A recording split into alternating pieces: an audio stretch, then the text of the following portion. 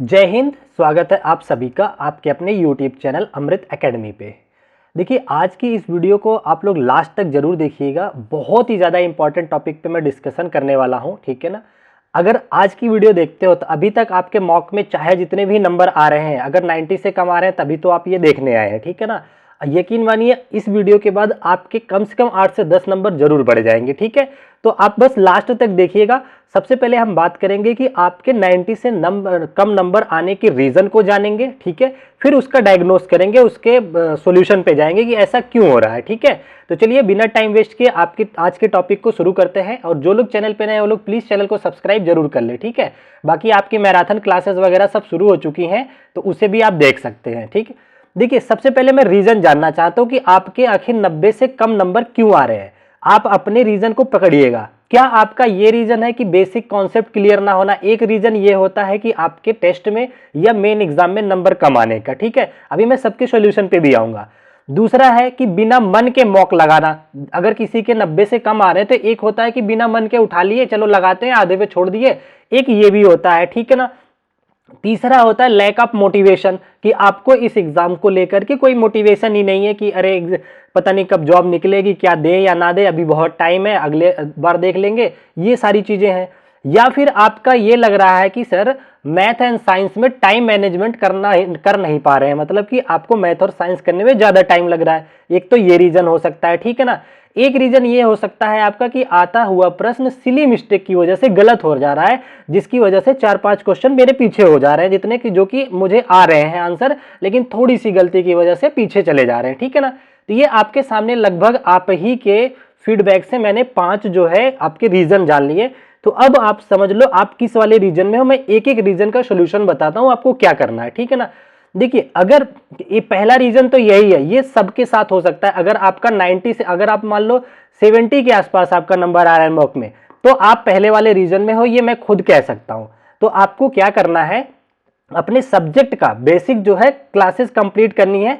पहले मैराथन और चीजों के पीछे नहीं भागना है कि नहीं मैराथन कर ले, नहीं, आप मैराथन कीजिए, लेकिन साथ ही साथ अपने कंसेप्ट की वीडियो चाहे एनसीईआरटी कर लीजिए, ठीक है ना। या फिर आप क्या कर सकते हैं, मैंने कॉन्सेप्ट की वीडियो बनाई है लगभग मैथ की 20 और साइंस की भी आपकी लगभग 25 के आसपास मैंने क्लासेस ली हैं, आप उसे भी देख सकते हैं। लगभग 20-25 मिनट की, आधे घंटे की मैक्स टू मैक्स क्लासेस होती हैं, ठीक है ना। प्लेलिस्ट में आपको वीडियो मिल जाएगी। तो आप सबसे पहले इसको काम कीजिए और अब अपने स्टडी टाइम को आप थोड़ा बढ़ाइए। आप कम से कम अब लगभग 3 घंटे, 3.5 घंटे से ऊपर स्टडी डेली कीजिए, ठीक है ना। तो आपके नंबर जो है इंप्रूव हो जाएंगे, ठीक है। देखो, एक ये है कि देखो बिना मॉक का टेस्ट लगाना, तो एक चीज तय कर लो, चाहे एक मॉक कम लगाओ लेकिन पूरे इंटरेस्ट के साथ लगाओ कि इतने बजे मुझे मॉक लगाना है और इतने बजे ही मुझे फुल टाइम के साथ खत्म करना है, बिल्कुल एग्जाम वाले पैटर्न के साथ। देखिए, ये तो आपको खुद ही करना पड़ेगा, इसको आपको मन से ही लगाना पड़ेगा, ठीक है ना। और उसके बाद अगर हम बात करते हैं लैक ऑफ मोटिवेशन की, तो देखो मेरे प्यारे भाई बहन, मैं आपसे अब इस एज में, आप सारे 25 से 28-30 की एज में होंगे, अगर आपको अभी भी मोटिवेशन नहीं है, याद करो एक बार, आप जिस स्टेज में हो इस उम्र में माँ बाप से पैसे मांगने पड़ते हैं, ठीक है ना। और जब एक एग्जाम आपके सामने से चला जाता है और आप इस वजह से नहीं जा पाते हैं क्योंकि आप एलिजिबल नहीं है, आप सीटेड क्वालिफाई नहीं है, ठीक है ना। इससे बड़ा, आपके माँ बाप से बड़ा आपका कोई मोटिवेशन नहीं हो सकता है। आपके सामने चाहे वो क्वालिफाइंग का एग्जाम हो, चाहे जॉब का एग्जाम हो, जो भी आप फॉर्म भर रहे हैं उसको पूरे लगन से करके उसे क्लियर जरूर करो, ठीक है ना। इसको तो देखिए, अब इस उम्र में मोटिवेशन की जरूरत नहीं होती है, ये अपने आप में इतनी मोटिवेशन रहता है कि किसी के पास जाने का मन नहीं करना चाहिए आपका, कि जब तक कुछ ना कुछ लाइफ में हासिल ना कर ले, ठीक है ना। तो इस पे मुझे नहीं लगता कि आपको जरूरत है। और अगर आपको मोटिवेशन का लैक ऑफ मोटिवेशन है तो प्लीज अपने परिवार के बारे में सोचेंगे, आपको अपने आप मोटिवेशन आ जाएगा। आपके घर में ही आपका सबसे बड़ा मोटिवेशन है, आपके माँ बाप आपके सबसे बड़े मोटिवेशन है, ठीक है। तो इससे तो आपको अब खुद ही निजात पाना है।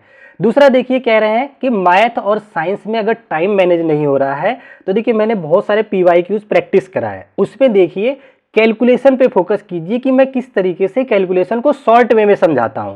आप बड़े बड़े कैलकुलेशन मत कीजिए, ऑप्शन के ज्यादा से ज्यादा हेल्प लीजिए, कोशिश कीजिए कि कौन कौन से ऑप्शन एलिमिनेट कर पा रहे हो तो उन पे ज्यादा फोकस करो कि कम से कम 2 एलिमिनेशन तो कर ही पाओ, 4 ऑप्शन में से 2 काट पाओ, ठीक है ना। पूरी कैलकुलेशन नहीं करनी होती है, ये प्रैक्टिस से आपका सुधर जाएगा, ठीक है ना।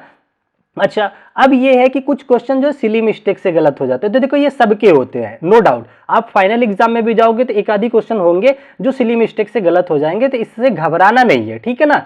आपको क्या करना है, लगातार प्रैक्टिस करते रहना। अगर आपका 60, 65 या 68, 70 भी आपके आते हैं मॉक में, मॉक लगाना छोड़ना नहीं है। यकीन मानिए एग्जाम से 10 दिन आप 10 दिसंबर तक आपके जो मार्क्स है ना ऑटोमेटिक 100 के तक आने लग जाएंगे, अगर आप इसी लहजे में कंटिन्यूटी बना के रखेंगे तो, ठीक है।